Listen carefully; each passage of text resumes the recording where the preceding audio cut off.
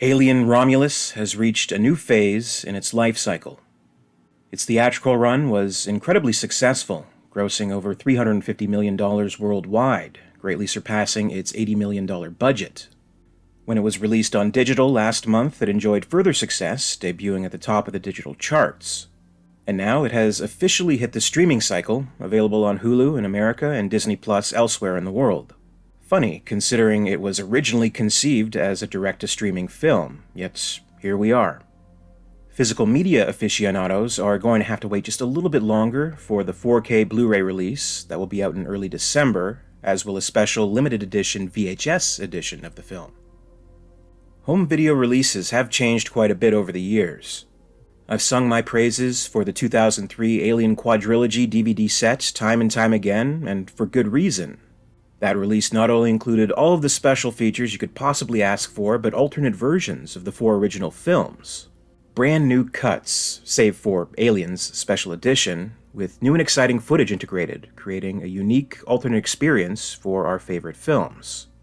Those days, sadly, are over. I don't think we'll ever see releases quite like that ever again. But even in the digital and streaming age, studios will make special features related for their current releases, and Alien Romulus happens to be one of them. We have some featurettes with intriguing behind-the-scenes footage, and also a selection of deleted scenes, mostly alternate and extended versions of scenes that were cut from the film. While not a substantial amount seem to be cut, we do have some interesting omissions from the film, and that's what I'd like to go over today. There are 4 segments of deleted scenes available, all amounting to about 11 minutes. Mind you, a lot of this footage is seen in the final film, included to give context to the presented deleted footage. The first is titled Crossing the Facehugger Hallway, Extended, which shows us some additional footage of Rain, Tyler, and Andy trying to evade the facehuggers on their way to the Romulus section of the station. We have an incomplete special effect of a facehugger crossing Rain as the door opens, which was not included in the final cut right at the beginning of the scene. As it goes on, there are some trims here and there to both the alternate version and the theatrical version. Shots in the alternate version go on just a little bit longer, though nothing especially noticeable. The most significant change here occurs at the end. As we see in the final cut of the film, Rain sees a dead body on the floor in a doorway, slightly backs up, only to find another dead body hanging from the ceiling in a shocking moment. Tyler quickly approaches and silently signals for her to regain her composure as Andy looks on. This part of the scene ends in 3 shots before cutting back to Kay and Bjorn back on the hauler as they soon discover the growing newly born xenomorph. Rain and Tyler viewing the dead body. Andy turns to look, and a long shot of Rain and Tyler with the camera moving and then focusing onto Andy, then the cut to the Corbalin. The alternate version presents this moment differently. We see Rain noticing the first dead body, then slowly backing up from a nearby facehugger, but she actually backs into another facehugger on a crate behind her. This causes her to jump and then bump into the other hanging dead body, which gives her a fright. There's a lingering shot of this poor dead man's face, and we can see the digits of a facehugger protruding from his mouth. This is different from the final cut, where we see that the back of his head is missing. The original intent seems to be that it was a facehugger latched there, as we see in further incomplete effects in the alternate version. A pretty gruesome detail. I like it. We have the shot of Andy turning to see what happened, the long shot of Rain and Tyler, but cut in half, then incorporating more shots of facehuggers, seemingly becoming aware of their presence. Then 3 additional close-up shots between Rain and Tyler. He mouths, "You're all right. Are you okay?" She slowly nods and then calms herself. We see the alertness of a nearby facehugger fade, it too calming down. Then we get the second half of the shot between Rain and Tyler, which shifts the focus to Andy. Then an additional shot of Andy, realizing they can proceed, and a final shot of them all doing just that. So, truly incredible how much a scene can change through slight editing and the trimming down or lengthening of certain moments and certain shots. I will say that it works best in its final theatrical form, and if all else notwithstanding, the goal of this scene is to build up the tension, then deliver a good scare, and they were able to deliver it successfully in the version we got. The alternate version takes a risk, actually trying to deliver 2 punches. First, a little jump with Rain backing into the facehugger, then boom, the reveal of the dead body in a big scare. Maybe that could have worked, but it's probably better to bet on 1 big scare than to take a chance on 2. I remember getting a good little jump when I saw it in the theater. They have to get this stuff down to a science if they really want to deliver an effective scare, so I really have to give the editing credit here for its wind-up and release, because it is the exact perfect pace and rhythm. You can't always necessarily appreciate how well they can pull something like this off until you get a look at an alternate assembly of footage such as we have here. It never really occurred to me, but in the final cut we don't even actually see Rain bump into the dead body. It's more us, the audience, figuratively bumping into it. The flash of light illuminates it behind her, the music stings, then we get that close-up, and that's all you need. Even the stuff afterwards, with the facehuggers calming down, you don't really need that because it almost shows a little too much mercy, lets us off the hook a little bit before moving on to Kay and Bjorn. So we know enough that the facehuggers haven't been entirely alerted, but we're still left with some tension that we carry over. The theatrical version works much better, and a huge credit is due to editor Jake Roberts, who gets this scene exactly right. Having said all that, I actually would have liked it if they included the facehugger effect on the back of the dead guy's head. There's something so sick about that. Sort of an added necrophilic aspect to the parasitoid, blindly looking for some orifice to impregnate. A very disturbing concept.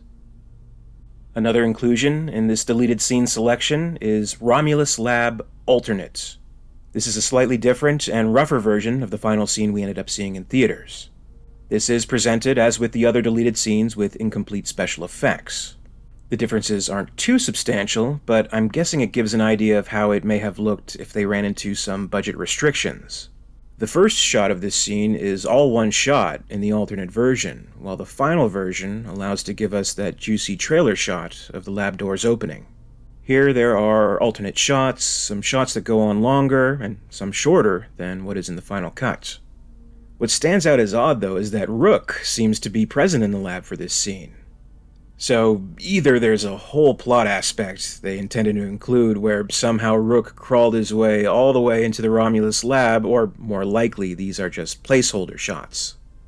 And these are taken from moments earlier in the film, and only here before the effect of Rook on the computer screen was created. The dialogue is just about the same, with Rook discussing the compound and how it could help mankind, but it's actually shortened in this alternate version. And I think it's here where the purpose of this version of the scene becomes apparent. There's no mention of Peter Wayland, there's no image of the ampules as seen in Prometheus, and even the musical cue that references the Ridley Scott prequels is much more subtle. I believe they had this version of the scene in place just in case they didn't really want to pull the trigger on making it very clearly connected to Prometheus and Covenant. As this version of the scene stands, you could still make the connections. If you're familiar with the films, it would definitely occur to you. It just wouldn't be as obvious and irrefutable. That's my guess, at least. If they were feeling a little timid about putting the Ridley Scott stamp on the film, they had the option to go with this scene. I'm personally glad they went the way they did in the final version. The next deleted scene is titled Hive's First Contact Extended. This gives us a new moment in the scene where Rain, Tyler, and Andy find and rescue Kay in the alien hive. In the final cut, we can hear the screeching of aliens echo throughout the hive, and Rain readies her weapon as they make their way to the elevator. We get a sense that the aliens are very close, and the group needs to get moving. In this deleted scene, they're a lot closer than we thought. Our friend, the scorched xenomorph, has appeared before them. Tyler repeatedly asks Rain to give him the gun, but she ignores him and takes aim at the creature. There's a brief standoff. Andy firmly reminds her that if she shoots that creature, they will all die. She takes the aim off the alien and shoots at the wall right beside it, hoping it will act as a deterrent. She quietly tells it to back off. Again, the special effects are rough and not finalized, but a pretty good moment. It puts into practice the very purpose of arming themselves with a pulse rifle, as stated by Andy earlier in the Romulus lab, that maybe the creatures will see the weapon as a threat and maybe won't attack. A very big maybe, but as we see here, it works. Now, at this moment, if you'll allow me, I'd like to go off on a brief tangent and let off a little steam. I'm very glad that the home video digital release of Alien Romulus came with some special features and included these deleted scenes. It's nice that we get a few supplements during a time where studios don't seem to be too obligated to include them anymore. But you know what was missing from Alien Romulus' release? A commentary track. I love and have always loved commentary tracks. They can be so fun and informative, and it would have been great to hear Fede Alvarez, maybe even accompanied by some cast members to offer their insights throughout the film. Sadly, we don't get that. Every other Alien movie in existence, even Aliens vs. Predator Requiem, had a commentary track, but not Romulus. That was a huge missed opportunity. Further to that, in a lot of cases, these deleted scene selections would also come with the option to listen to the director or writer or producer commentary. They would tell you exactly why a certain scene may have been removed and how they felt about cutting it. Now, I guess it's up to nerds like me to speculate on their YouTube channels. Well, if I had to speculate about the removal of this scene, I'd venture a guess to say that it was the belief that it was best to keep Andy's hypothesis unverified. Maybe having a weapon aimed or fired at them would cause an alien to back off, maybe not. Once again, a nerd like me with a YouTube channel could meditate on something like that. Is a xenomorph intelligent enough to recognize the threat of a gun? Do they know what it is and what it's capable of doing when they see one? We know for sure that flamethrowers are effective deterrents, that the aliens are afraid of fire, as Ripley muses in Alien 3, and not much else. We know from Aliens that the Queen at least seems to grasp the concept. She sees Ripley aim her weapon at an egg, understands what this means, and orders her drones to stand down. But the Queen seems to be smarter than your average run-of-the-mill alien. Would one of those be able to grasp the concept? If this scene had been included in the movie, then the answer is a definitive yes. So maybe Alvarez and company didn't quite want to fully commit to that, and they ultimately left it out. The final, and I think most interesting deleted scene is Bjorn's death alternate. This footage reveals a fairly different conception of how the character meets his fate. With the final cut version of this scene, Bjorn plunges the electrical prod into the opening of the alien cocoon, damaging it and the growing creature inside, causing its acid blood to spill. Kay doesn't decide to stick around and pleads with Bjorn to follow. Unfortunately, he does not decide to follow, seemingly transfixed by the emerging tail, which strikes him in the face, causing him to fall right under it, and the acid blood finishes him off. Now, if there is an ongoing quibble about the Alien series, it's that characters always seem to be sticking their heads in places where they don't belong, when really they should know better. And they obviously pay dearly for it. In this alternate version of the scene, it looks like Bjorn does in fact have the good sense to leave right when Kay does. He's right behind her, and he begins to talk about finding a way out, but is stopped dead in his tracks. He seems paralyzed, and his body begins to rise up. In an eerie visual, it looks as if he's levitating, and we see that the alien's tail has pierced his back. Once more, we have incomplete effects, so you still see the wires lifting him up, and the CGI tail isn't fully rendered, but you get the idea of what they're going for. The tail leads him back and places him underneath the cocoon as the alien emerges. This version of the scene is actually less violent. It's a single drop of the acid that's enough to land on his chest and burn into his heart, killing him. The scene then continues, as it does in the final cut, with Kay trying to open the door. And you know what? I actually like this version of the scene quite a bit, and would have liked to see it with completed effects to be able to form a solid opinion on it and whether or not it's better than what we got in the final film. But I really did like the levitating visual. That's something unique that we've never really seen in an Alien film before, and I think a detail like that stands out a little more memorably than just the tail popping out and striking him. And I'm sure there are a lot of people who would have greatly appreciated a character in one of these movies trying to get away from the gooey, oozing, supposedly dead alien life form exactly when common sense dictates, only to die anyway. If I had to venture another guess as to why this was changed and removed from the film, I think it's for two main reasons. First is the ever-important pacing and rhythm, always a key concern when a scene enters into the editing process. As it is presented in the final cut, it moves fast, it provides a shock, and it blindsides you, in a good way, quickly enough so that before you have time to process everything going on, it's too late, and Bjorn is killed. The alternate version engages you in a different way. You have a little bit of more time to see and register what's going on, and he's killed all the same, albeit less violently.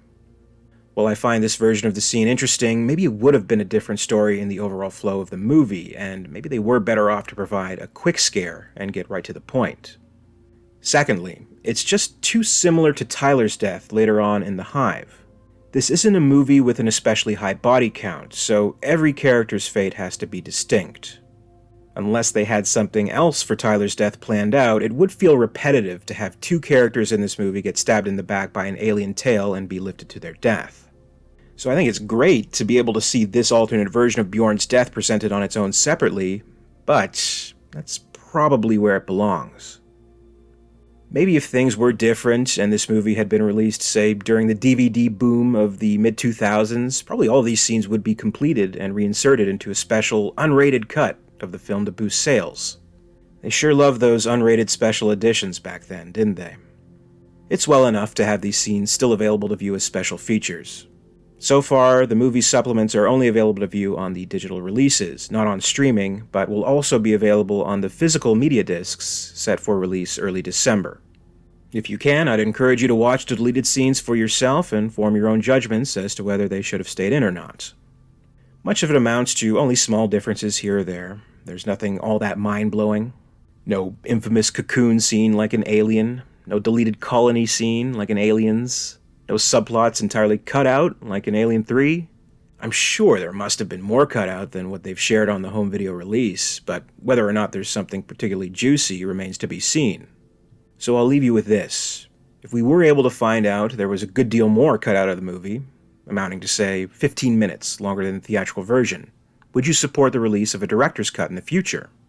Are you fine, or not fine, with the film as it is, or would you like to see an alternate cut, like what we got with the original movies? Comment below and share your thoughts. As always, I'd like to thank you very much for watching today. Please be sure to leave a like if you enjoyed this video, and please be sure to subscribe to keep up with the channel's latest videos. My very special thanks goes out to Brandon James, Xeno Shadowmorph, and Xenozip, Queen Tiers of the Patreon Hive. Thank you to Gregory Ford and John Griggs, the Hive's Praetorians. A very special thanks to Lady Anne in the Ellen Ripley Tier of Excellence. And thank you so much Nicholas Butta and Frank, the Alien Theory Weyland-Yutani Executives. If you'd like to join the Hive and support the channel, check out my Patreon page for further information.